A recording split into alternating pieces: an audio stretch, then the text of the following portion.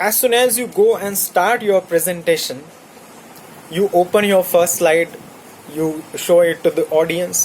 The first thing is that breathe properly, be comfortable, don't be in a hurry. Remember, you are not there to simply finish or complete your presentation.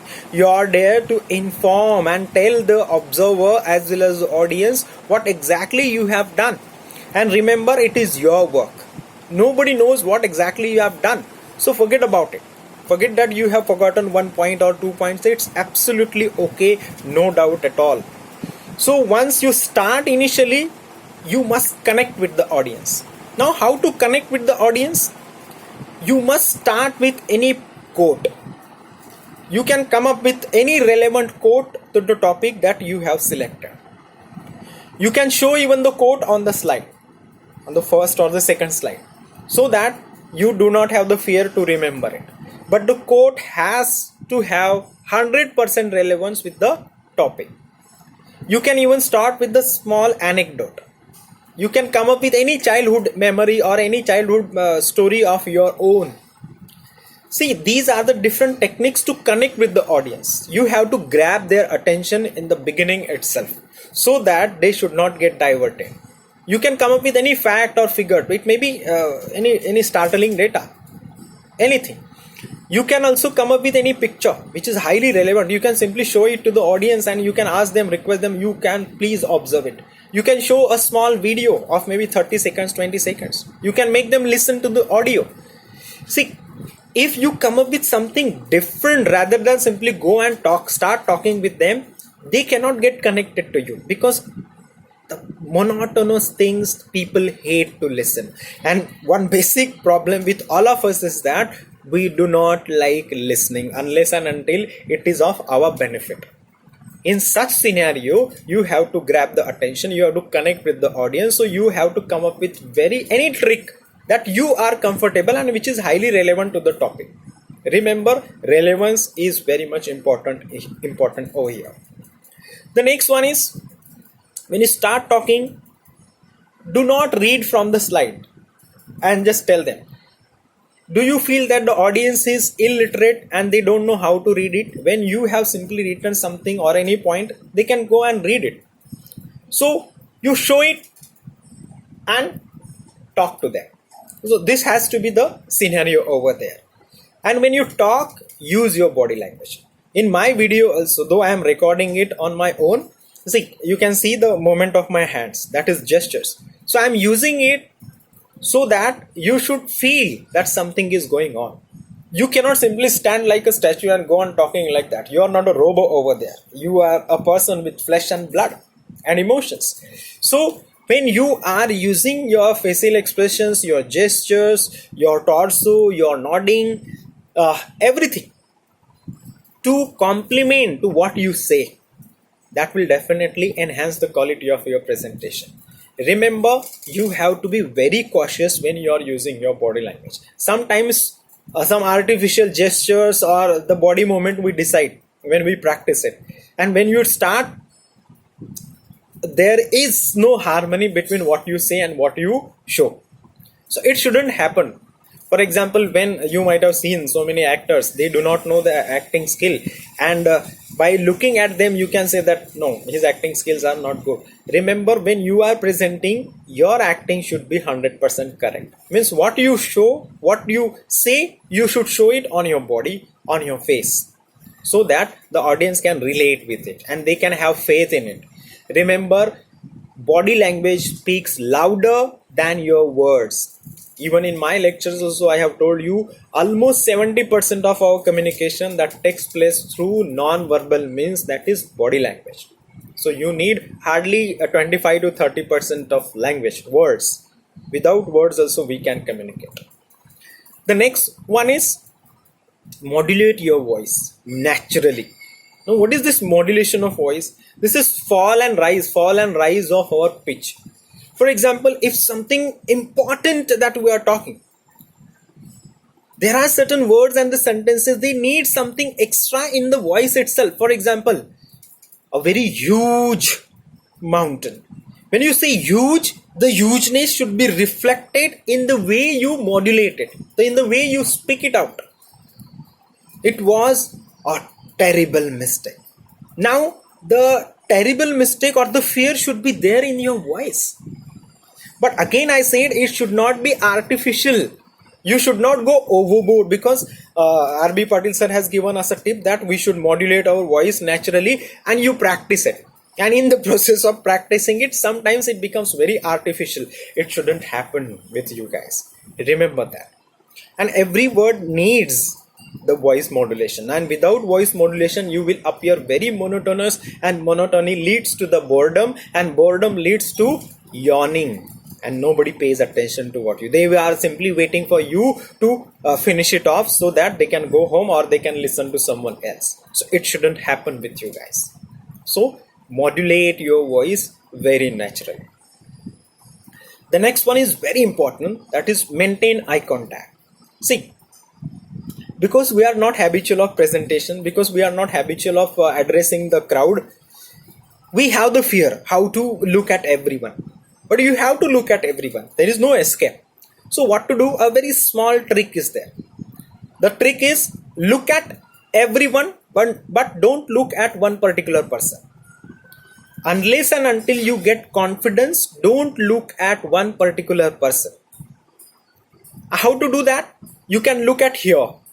The audience is sitting over there. You can see here. The audience feels that yes, he is paying attention to me too. And if you are simply paying attention to one corner of the audience, rest of the corners, they will feel they are not in the presentation. They will feel that they are outcasted, and they will start doing whatever they want to do. They will start chatting. And you know how mobile has made our life miserable nowadays. So you have to pay attention to each and every one. You can start with the first row, that's one sentence, and you can end it to the last row. And you should have the ease to look at everyone. You cannot show them the artificiality that yes, the tip has been given to you that you should maintain the eye contact. So you can just simply go on rolling your eyes again and again and again and again unnecessarily. No, you have to have that. The next one is be loud and clear. You always talk for the last person who is sitting over there. You need to be loud enough. And if you are not sure about it, in the beginning, when you utter your first sentence or the second sentence, you can request the last person that, am I audible? Excuse me, please let me know. You can show them, am I audible? So this is good sign. This is good sign if you are not comfortable that whether I am reaching, my voice is reaching to the last person or no. You can get it. Be clear. Whatever you want to say, don't mumble. Don't mumble, or don't simply go on speedily talking. Maintain proper speed. You should not be too slow, or you should not be too quick, because you do not know the grasping power of your audience. If you are continuously talking, by the time the one audience is concentrating on your first sentence, you have already spoken 3-4 sentences. So the link will be broken, and the audience won't be interested in what you are going to say further, because he has lost the link. So please maintain proper pace. The next one is take proper pauses.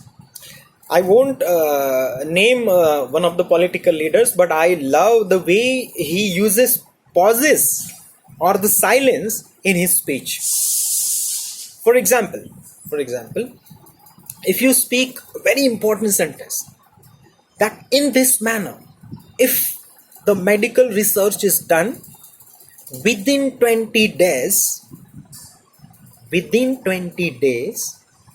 the vaccine for coronavirus will be invented.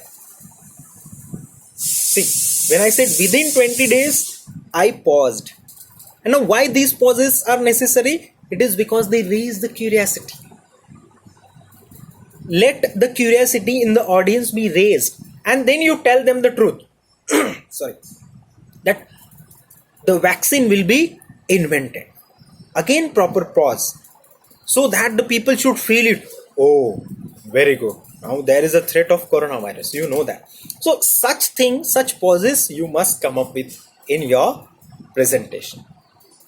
The next one is there should be harmony between what you show on the slide and what you say. And for that, you must handle the slides on your own. You should change the next slide on your own. You should not keep anyone to help you out. No, because every time you don't know where you are going to finish the slide and when you are going to the next or switching to the next slide. So you better keep the remote in your hand, or you keep that particular space bar or any key in your hand, so that whenever you feel that yes, I want the next slide, you can. And you should show it, and you should talk whatever is there on the slide. It shouldn't happen that the slide is something else and you are explaining something else. No, it shows that you are not good prepared. The next one is keep your sense of humor alive. Now, what is this sense of humor?